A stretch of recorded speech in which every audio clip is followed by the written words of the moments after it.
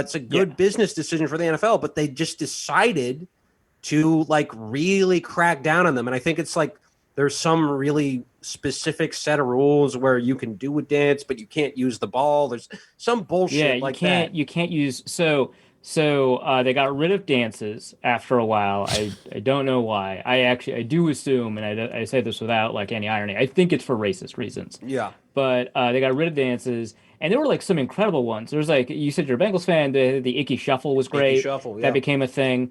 One of my favorite touchdown celebrations of all time is Joe Horn pulling the cell phone out of his like an actual cell phone that was actually in his sock, and he just called someone from the end zone after scoring a touchdown. Another one. It's gonna be the most broken cell phone of all time. It was like a Nokia. It was like a while back. It was a Nokia. It was fine. You hit that with a car. Right? Yeah. There was another one. Was this Des Bryant or was that too recently? Where no, it's Terrell Owens, where he had a pen in his sock. And after he scored a touchdown, he pulled out the pen, signed the football, and gave it to a fan. That's an incredible flex. That's amazing, right? I love all of that. And then they just got rid of it. And fans were like, well, but we like it when the sport is fun. And they were like, are you sure? Makes the game slower. And it's like, yeah, for fun stuff. That's the point. And it took a while. And then after a bit, the NFL was like, okay, well, you get dances. No, not dances, celebrations. We're only under very specific rules. And so that includes not using the ball as a prop, not having any additional props, which honestly, I get that one. You can't like have people running around with like paraphernalia in their socks. Like that could probably just cause injuries. Right. This guy has like scissors in his socks. The most dangerous thing. My thing is I cut the football up and then I make confetti. I was going to be one of the characters from Snippets. It's going to be great. If you're in an open carry state, I feel like you should be able to brandish during the game. Shoot the football. Cool.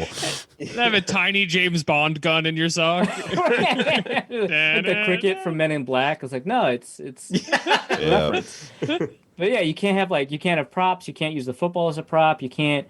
They also added a new one fairly recently, I think, because of Jimmy Graham back when he was good.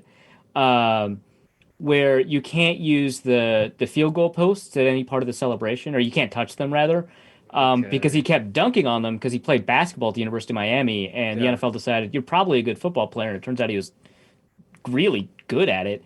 And so he was like, well, I'm a basketball, so he would dunk all the time on the field goal posts, which in the stadium like doesn't seem all that interesting because it doesn't look like all that difficult, but that's because he's like 6'7". And it turns out, like, if you stood next to a regulation, like, field goal, it's incredible that he can do that. But he would get so good at it that he would start hanging off of it, just like if it was an actual rim. And it started bending the field goal. And so they actually had to delay a game in Atlanta until they could fix the field goal post. And what's amazing is that the owner of the Atlanta Falcons, Arthur Blank, owns Home Depot. And so they actually just had him call the company he owns, and he was like, yeah, I need you to fix this. Oh. And Home Depot came out and fixed the field goal post in Atlanta.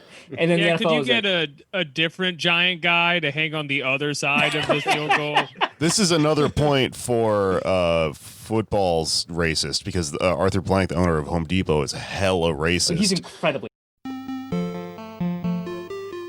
But yeah, if you could, in theory, I don't think you can, but if you could, in theory, change the ownership structure, I would actually go even one better than the Packers model, which in an ideal version of the Packers model, like the people who are owners actually do have power, receive the dividends from the profits of the team and all that, which doesn't happen in the current model. They vote once for board members and stuff like that. They don't really have a bunch of power, and the shares that are assigned out total in less than and they're non-transferable shares total in less than the initial shares for the initial owners, and so they'll never get outvoted anyway. So it's not a real public ownership model, but they get to be a nonprofit, and it actually accidentally helps the Players Association because they're a nonprofit, they have to publish all their shit, so everyone knows how profitable they are, and so they get an advantage in negotiations and stuff like that. But I would go one better, and I'd move it just towards labor ownership, right? Like truly democratic ownership by the people who produce the labor, that would own the team, the facilities, would determine kind of what wages are, would be able to appoint so ownership would occur at the league level, I think, in this model, where everybody in the NFLPA owns the league, and then you would have the league, based off of the votes of the players, have a set of people determine kind of who the managers are for each individual team, and those managers will determine those salaries, but in terms of like paying out the players and stuff like that. But ultimately, 100% of the revenue would go back to the players. So like, that's the ownership model I would want. That sounds like democratic ownership of corporations is like way too radical for Americans to super get into right now. Like it's like left of Bernie, right? Who wants to kind of like pseudo nationalize some industries, which like that's cool. But like democratic ownership of capital would be a really incredible way for sports to move forward, because it would allow players to meaningfully address all the issues that they have.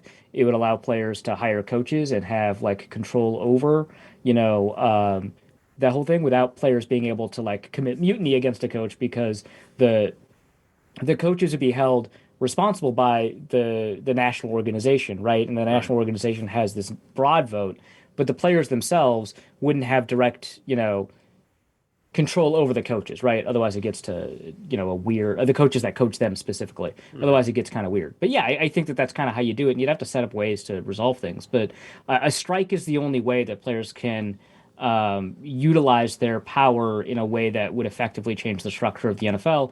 And also the fact that there hasn't been a meaningful movement in the NFL, despite that being the scarcest labor pool in the fucking world, I think kind of proves that it's not a fair market that labor operates in. Because if the most like highly sought after, talented, and rare skill or a high skill ceiling people can't earn 50% of the revenue of the industry they're in, like, it tells you the deck is stacked for capital and for owners, right? So they go on strike. The owners have replacement players. We've seen replacement players before.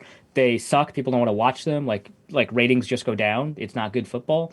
And yet, because capital has billions of dollars to live off of, and they don't have to use the NFL to make money, and the players do, they never have a ton of power. So those are a bunch of scattered thoughts and all that. In regards